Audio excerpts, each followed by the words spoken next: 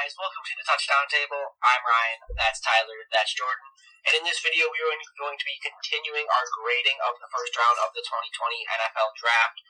Today's video will contain of picks 17 through 24. There was definitely some interesting ones in this group, so let's get started.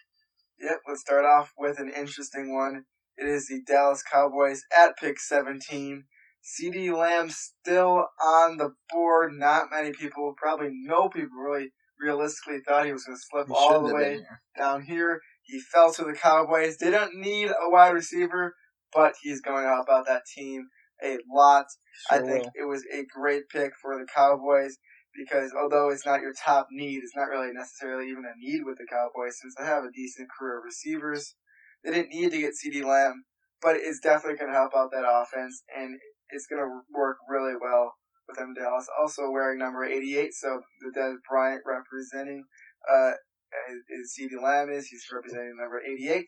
So who knows? Maybe we'll see another Dez Bryant type player with the Cowboys, which will be interesting to see, and matching up with Amari Cooper down there in Dallas and others as well. Michael Gallup is also becoming good. So with that, I'll give my grade. As you can tell, I'm pretty high in this. Among our last video, we did a video on teams that We did a video on teams that had good drafts. I talked about the Cowboys. I talked this pick up a lot. And with that, I think that although it was not their top need, it was the exact right pick. And I'm just going to give it an A+. That's what they should have done, and they did it. Yeah, and building off of that, I think you look at what the mentality was for the Cowboys before the draft. I thought that their pick, and they probably thought that their pick was almost certainly going to be defense, whether it was a safety or an edge rusher to replace Robert Quinn. I thought that people would widely agree that there would be no way that CeeDee Lamb or really any of those top three receivers, or what were widely seen as top three receivers, would be there for Dallas. Because Dallas, they still have a pretty good offense even before they got CeeDee Lamb. You get CeeDee Lamb, I mean, I'm just going to say, oh my goodness, this offense is going to be incredible. If Dak Prescott, the whole contract situation gets worked out, Zeke, a solid O-line, and those three receivers, Cooper, Gallup, and now CeeDee, this could be a top 5 offensive unit in the NFL. A+ from me, and it should be an A+ from just about everyone. They don't have Randall Cobb anymore now. He didn't stay with the Cowboys. yeah. He did not, so now they have 3 receivers again. Yeah, and the receiver is not the biggest position of need for the Cowboys. But with that being said, if they were clearly going best player available, I believe they had CeeDee Lamb as their first receiver. Even though they might have wanted to go defense, like you said, Ryan, if CeeDee Lamb's there, you take him with no hesitation. That should be an A+, and that's what I'm giving it. Let's go back to Jordan. All right, pick 18. It is the Dolphins. They acquired this pick from Minkah Fitzpatrick, or giving Minkah Fitzpatrick to the Steelers. This was the Steelers' pick. Anyways, pick 18, they went offensive lineman Austin Jackson. That's what they should have done. Their offensive line has been awful. They didn't want to wait to the next pick to get the guy they wanted because he might have been taken off the board by another team. So they took the offensive lineman here. Also continued to go offensive lineman throughout the rest of the draft. I think got a guard in the second and a few other picks as well. So really beefed up that offensive line, which is exactly what they should have done drafting Tua, who was very injury prone, simply to say. So with that, I think I had this mocked as I'm picking Austin Jackson. I think it's the right pick. Maybe it was a bit of reach for a talent like Austin Jackson, but they needed that lineman help. So I'm going to give it an A. Yeah, I'm going to go a little lower. I'm going to give it a B, just because of a couple of things. One, I agree with them taking offensive line, especially after they took Tua at pick 5. But a couple of things. I agree with the position, but he wasn't the best offensive lineman available in my humble opinion. And also, literally, I had them taking your best offensive lineman available went in the third round. What? Your best offensive lineman available went in the third round. So I know, but no, I'm just saying, I don't care where they went. It's my rankings are my rankings. I think the best tight end went undrafted, but I still stand by my rankings. But what I'm saying is, I think that Miami had the right idea, and no matter what, Josh Jones or Austin Jackson or any offensive tackle would have been a little bit of a reach at 18, so there's some automatic deduction there.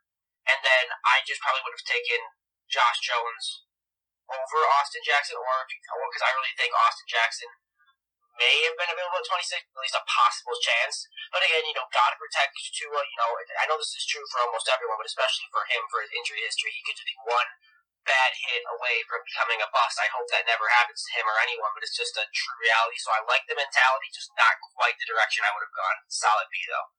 Yeah, I'm right in between both of you guys. I'm going to give this one an A-. I like the position.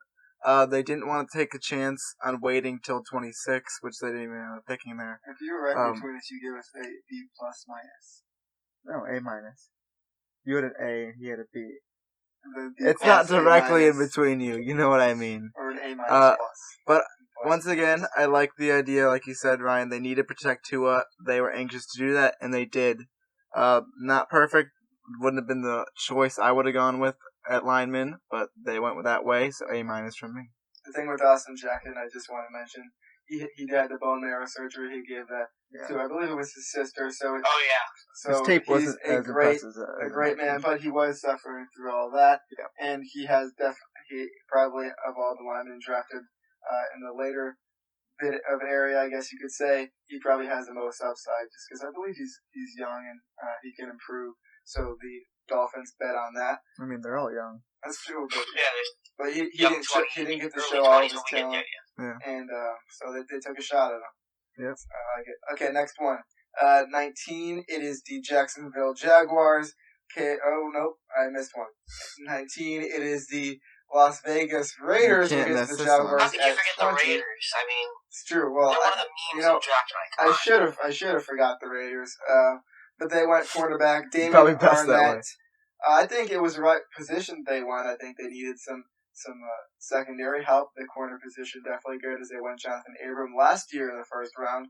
So I think the position is correct, but the player, I don't know so much. Damon Arnett was not as highly rated. Now he was playing opposite Jeff Okudah, so he did get a lot of balls thrown to him since there was not many balls thrown at Jeff Okudah. And I did not hate Damon Arnett, but with some guys still on the board like Trayvon Diggs, AJ Terrell, who won earlier, so he's not still on the board. But there's still some other corners that you might rank ahead of Damon Arnett. But the Raiders are the Raiders. They do their thing. Right position, wrong player, so I'm going to give it a B-. Yeah, and I mean, this is kind of surprising, but not surprising at the same time. It's surprising because it's not a name we expected to hear round one, but it's not surprising because it's the Raiders. I agree that it's one of the positions they could have gone, but I just don't see first-round value in Damon Arnett. I think he's a solid day two player, but I just think there's better corners that were on the board, like Trayvon Diggs or Christian Golden, or even if they wanted to get another safety to pair across Jonathan Abram, who was hurt for part of last year, get McKinney or Whitfield. Some of those good edge rushers are still available. Get one of them. I just think there's too many players that I had higher on my big board. But, the Raiders, they're going to do their thing. I mean, maybe Arnett will prove me wrong, but I'm going to give it a C just because I think it's the right position, but it's just there's too many better players available. This is a reach. Yeah, well, this was an interesting one for me, and I'm sure everyone else. But Damon Arnett specifically for me was a guy that at the beginning of the draft process, I had a first-round grade on a late first-round grade, and if he went later in the first round, maybe I would think, okay, that makes sense. But this is pick number 19, and I'm sure they were trying to trade out of it. But this seems like too much of a reach to me. I think Damon Arnett could end up being a good player, but there are better players on the board that they did not take. But the fact that I do like his talent, I'm going to be with Jordan and give it a B-. Okay, now the one you've all been waiting for. Pick 20, not 19, 20. And yes, I'm reading the right part this time. It is indeed the Jacksonville Jaguars, or Jaguars, if you want to pronounce it like that, but it's not spelled W-I-R-E-S. Jaguars. That's how you spell wires. It's wars, at least in our neck of the woods. So, anyways, we're getting that controversy out of my hands. Now it's time to talk about the pick. They went edge rusher K'Lavon Chaisson out of LSU. This is my highest rated edge rusher still on the board. I think that's really going to help. He reminds me a bit in terms of speed as the guy they got last year, Josh Allen, at pick number 7, I believe it was. So they're getting another guy to go on that defensive line after losing some parts. Could have maybe gone secondary because they did trade some guys away, but they filled that void later. I like this pick. I think that's probably what they should have done with Chaisson still on the board. I think he slipped a bit in terms of where I would have him. So I'm going to give this pick an A. Yeah, I like the pick, but there's just a few other players that I thought maybe would have been better. And Chason, I was going to say what you said, Jordan, similar to Josh Allen, who they got last year. Mm-hmm. So I don't know. This is a tricky one because I think he's definitely a first round talent. But there was an edge rusher or two that I thought would have fit better because Allen's more of a speed guy. But I think maybe if they got like a Yitzhak Gross-Matos or AJ Epinesa, or just waited and got another edge rusher in the later rounds, I thought that would have been better. But, I'm definitely a first-round talent. Chaseon's got speed, athleticism, playmaking ability, so I can't be too harsh. I'm giving it a solid A-. I do like what the Jaguars did in the first round of the draft, and they had a pretty good draft overall.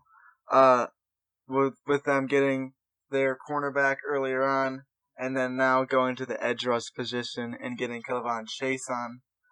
Trying to bring back that Saxonville defense. And I really like that idea of it. Ryan, you said it. There maybe could have been better options, but Chaisson was there. I think he was a guy they had their eyes on. They took advantage of it. Now they have C.J. Henderson and K'Lavon Chaisson to try and create a new Saxonville defense with Gardner Minshew on offense. So great, please. That's right. I do need to grade it. I'm giving it an A. Usually I'm the one who forgets about that. Okay, pick 21. It is the Philadelphia Eagles. At this point, Eagles fans all over the world were screaming wide receiver, wide receiver, wide receiver. And one of them put out a video that I just keep watching. It makes me laugh every time. Can't say those words that he says on here because we already cleaned YouTube channel. We'll move on, though. It's probably best. Yeah, it's probably best. But they did go the wide receiver position.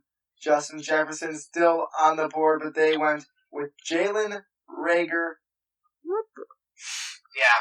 So I'm sure that was a lot of people's reactions. Yeah. Well, what that was more of I know. But anyways, I think that's exactly what they should have done with a good wide receiver still on the board. But I think the better wide receiver was Justin Jefferson. And in fact, I wasn't very high on Jalen Reagor when I watched him. I don't know if it was just because he was on that TCU team, had Max Duggan throwing to him. Kind of throwing shit at Max Duggan right now. At the ground. Yeah. So I wasn't crazy high on Jalen Reagor, but someone I was crazy high on was Justin Jefferson, who was still on the board. They decided to pass up on him and go with Jalen Reagor. They went the right position, but it was a glaring, almost obvious pick on who to go next. Justin Jefferson had such a great season. I know he was with LSU, and maybe that could have beefed up his stock a little bit, but he's a great wide receiver. The team we're talking about next, they're happy that they got him. Oh, yeah. But so they went wide receiver. Good job, Eagles. You didn't completely make your fans hate you, although they still might after the next pick. But right position, wrong player. I'm gonna go with a C+. Okay. Ryan. Yeah, and Jalen Reagor, I had a high second round grade on. He was really the last receiver in my rankings before they were all kind of interchangeable. I had him at my 6th ranked receiver solidly. I think there's a lot of traits to like about him: the speed, the athleticism, the route running, the hip movement. He does a lot of things well. But Justin Jefferson is still on the board. He's my 3rd ranked receiver. I thought he would have fit so well in Philadelphia. I thought it was just a match made in heaven. I thought they would have been thrilled that he fell to them and that they didn't have to trade up. And honestly, look, the lesson I learned from when the Eagles didn't take Jefferson is that there's no such thing as an obvious pick, honestly. It's just crazy how they passed on Jefferson. I'm just curious to see what they saw in Reagor that made them like him better than Jefferson, because Jefferson so good at route running, so good at getting open, making plays, tremendous catch radius, deep threat, ran a ton of different routes at LSU. I'm disappointed in the Eagles. I thought that this would have been a great fit for them, but the next team that picked him after this did get a steal, considering he was the 5th receiver taken. I'm going to give it a B because it is the right position, but man, passing on Jefferson is just unacceptable. I don't know what else to say. I think the Eagles just might like the Big 12. They definitely do. That's what it is. I think Jordan just figured it out. It's probably all they watch. Yeah, they don't even care about anything else. They don't watch SEC games. But you guys are right. Justin Jefferson should have been the pick here. Quite frankly, he wasn't, and that's the bad pick in my opinion. I do like that they went with the receiver. I had Jalen Reagor as possibly being a late first-round pick. So it's not that terrible. I'm going to give it a B-. Alright, fair enough. He gave his grade actually this time, didn't have to remind him. So now we move on to Minnesota at pick 22, and we've been screaming his name out over and over in the past 1 or 2 minutes. It's Justin Jefferson, the wide receiver out of LSU. We've praised him enough. Losing Stephon Diggs, they definitely need to go wide receiver at some point in the draft, and they just sat there and let Justin Jefferson fall directly into their hands. As a person who's a fan of the Bears team in the NFC North with the Minnesota Vikings, it hurts my heart because I love Justin Jefferson, and now I'm forced to hate him. But it was a great pick by the Vikings. They had a great draft overall. You don't have to hate him. You can just dislike him. No, that's a strong word. Everyone in the Vikings, I have to. It's just how it works. What about Adam Thielen? He's pretty cool. Dalvin Cook had a good year. I don't like Dalvin Cook. You only like Dalvin Cook. Your team almost lost their backup. What about Kyle Rudolph? Oh, I don't like Kyle Rudolph. He pushed off, and I picked him in fantasy early 2 years ago, and I named my team after him, and he sucked. Let's get back. Okay, yeah. You're leading off a point.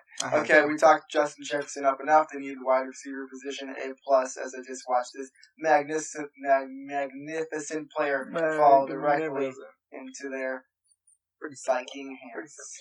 Their disgusting hands. Yeah. And, I mean, Justin Jefferson, staying in the purple and yellow, how about it? Great pick. He does look good in those I was high on them last year. I said they were going to win that division. They didn't, but, maybe this is a move that could put them over the top in what's going to be a competitive division and really NFC conference in general next year. I love the pick. It's a win-now pick. It's a great pick to fill the void Stephon Diggs left. I think he's going to make a ton of plays, and Kirk Cousins should be thrilled that Minnesota made the selection. Yes, what's your grade? What's your grade? Oh, my grade? A+, obviously. All right, we all did that once now. I didn't do that yet. Oh, you did another video. So, all right, I'm gonna be just get this over with quickly. It's an A+ for me. I love what Justin Jefferson has done, and Rick Spielman, the GM of the Vikings. I know they had a lot of picks, but he really capitalized on all of them, and that pains me to say, like Jordan said earlier. But they had a really good rookie class from what I can see right now. For some reason, the Vikings drafted so many players that I really liked. I had high grades on. They just drafted them all. Now I'm forced to hate them, and I will. No, you heard what I said. Next pick. I will happily. They had a really good draft. They did, unfortunately. Next pick is the Los Angeles Chargers trading up with New England, who Ryan thought were going to take Jake Fromm here. Didn't take a quarterback the whole rest of the draft, so I just wanted to point that out. But they traded up back into the first round to get a player that me and Ryan both love, Kenneth Murray, the linebacker out of Oklahoma. Yes, but you don't like him as much as we do. I just had Patrick Queen over him. Speedy guy, K9. He's a great linebacker. I think he's going to fit in great with that Los Angeles defense. Had to do something big for that new stadium. Hopefully some new fans because they have none. Shots fired. So I like the pick. I like the trade up. I don't know what they gave up, to be honest. So they traded up from a long way back to get him. Yeah. They kind of did. But Kenneth Murray is a player, in my opinion, worth trading up for. I think he's going to be a tackle machine in the NFL and in the Los Angeles area. So I'm going to give this an A minus because they maybe didn't have to trade up. But I like Kenneth Murray. We're actually going to go A.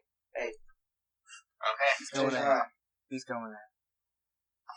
Well, I'm also going A because I just love Kenneth Murray. I think he's one of the best tacklers in the draft. He moves around the field well, constant playmaker. He was an alpha of that Oklahoma defense, and Oklahoma wasn't a team that was really known for their defense. They had more of an offensive mindset. Their defense was not good overall, but Kenneth Murray was the best player on that defensive unit. And truthfully, you could make the argument that without Kenneth Murray, they probably don't make the playoffs. Which in the end, maybe that would have been good for them since we wouldn't see them get destroyed by LSU. But anywho, I think that the Chargers defense is already quietly solid, but especially after this pick, I think it's going to get even better. I love the pick. There were some questionable linebacker picks later on, but this one I think that the Chargers hit on. New England loves trading down. Not surprising that they did it again this draft cycle. New England was moving around a lot, by the way.